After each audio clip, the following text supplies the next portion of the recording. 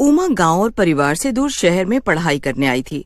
शहर में एक छोटी सी बस्ती में उसने एक छोटा सा कमरा किराए पर ले रखा था, जिसमें वो अपना गुजारा कर रही थी। उमा के माँ बाप बहुत ही गरीब थे और बड़ी मुश्किलों से इंतजाम करके वो उमा की पढ़ाई के पैसे भिजवा पाते थे। इतने पैसे से मेरा क्या होगा, मुझे तो कुछ करना ही होगा, ऐसे मुझे भी परेशानी होगी और बाबूजी को भी।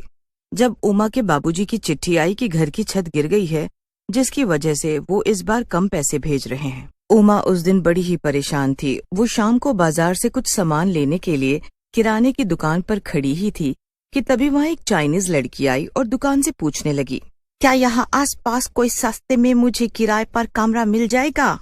शीना इतना पूछकर चली जाती है, पर पीछे से उमा जल्दी से जाकर उसे रोकती है। अरे, मैं भी इसी बस्ती में किराए के एक मकान में रहती हूँ। अच्छा, तो तुम ही बता दो, अगर तुम्हारी नजर में कोई कमरा हो तो बस सस्ता सा हो, क्योंकि मैं इस शहर में नई हूँ और अकेली भी। मेरे पास अभी इतने पैसे नहीं है। हाँ, मेरा हाल भी कुछ ऐसा ही है। अगर तुमको एतराज ना हो तो तुम मेरे साथ रह सकती हो, हम किराया आधा आधा बांट लेंगी। अरे वाह, ये तो अच्छा आइडिया है, मुझे कोई दिक्कत नहीं है। बस फिर शीना और उमा दोनों एक साथ रहने लगती हैं। दोनों की काफी अच्छी दोस्ती भी हो जाती है, पर कुछ दिनों बाद दोनों को पैसे की बड़ी परेशानी होने लगती है। दोनों के पास ही ज्यादा पैसे नहीं बचते। समझ नहीं आ रहा क्या करूं, बाबूजी से भी पैसों के लिए नहीं बोल सकती। मेरा तो इस दुनिया में कोई नहीं है, मैं तो किससे पैसे मांगूंगी? इस शहर में अगर रहना है तो हमें कोई काम तो देखना ही पड़ेगा।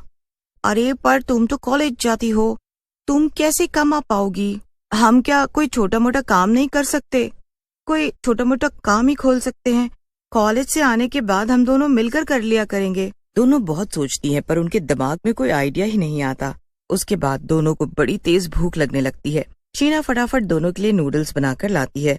नूडल्स खाते खाते उमा के दिमाग में आइडिया आ जाता है। आ गया आइडिया, बताओ बताओ क्या आइडिया आया? Chinese food. तुम इतना बढ़िया चाइनीज बनाती हो ना कि कोई भी खाकर दीवाना हो जाए। और यहाँ आसपास बस्ती में कोई भी चाइनीज नहीं बेचता सिवाय वो मोटे के, पर वो इतना महंगा देता है कि बस पूछो ही मत। अगर हम चाइनीज बेचना शुरू कर दें तो देखना, हमारी दुकान बहुत बढ़िया चलेगी। हाँ, आइडिया तो बढ़िया है, मैं भी सारी चाइनीज चीजें बनाना जानती हूँ। हम कल से ही ये काम शुरू कर देते हैं और तुम उसमें मेरी मदद कर देना। शाम को बाजार में भीड़ भाड़ भी काफी रहती है और सब लोग खाने निकालते हैं। हाँ, हम अपनी चाइनीज फूड का रेट कम रखेंगे तो देखना सब आएंगे हमारे पास।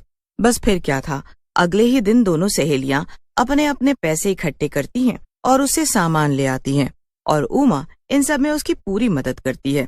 दोनों मिलकर बस्ती के बाजार में अपना ठेला लगाकर खड़े हो जाते हैं। आइए आइए और स्वादिष्ट चाइनीज खाकर जाइए।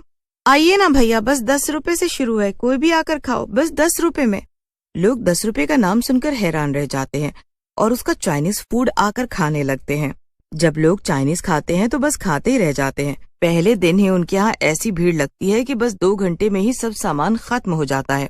मुझे तो यकीन नहीं हो रहा हमारा सामान सारा बिक गया, पर मुझे तो पूरा यकीन था कि तुम्हारे हाथ का चाइनीज फूड खाकर सब उंगलियां चाटते रह जाएंगे। फिर दोनों खुशी खुशी घर आ जाती हैं।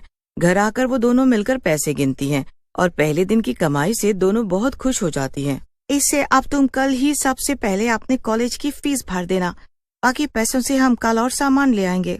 दोनों उस रात सुकून से सो जाते हैं। अगले दिन उमा अपने कॉलेज की फीस भी भर देती है।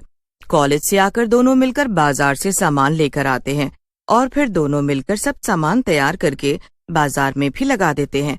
बाजार में पहुंचते ही लोगों की भारी भीड़ जमा हो जाती है। अरे बेटा, मेरे घर बहुत सारे मेहमान आए हुए हैं, तू जरा जल्दी से मुझे 10 प्लेट मोमोज और 100 रुपए के फ्राइज पैक करके दे दे। जी आंटी, बस अभी देते हैं। अब तो रोज ही शीना और उमा के चाइनीज फूड के ठेले पर इतनी भीड़ रहती थी कि सामान थोड़ी ही देर में खत्म हो जाता है। मोटे लाल की दुकान शीला और उमा के चाइनीज फूड की वजह से बिल्कुल ही चलना बंद हो जाती है, जिसकी वजह से उसे बड़ा दुख भी होता है और उन लड़कियों की तारीफ सुनकर उसे गुस्सा भी आता है।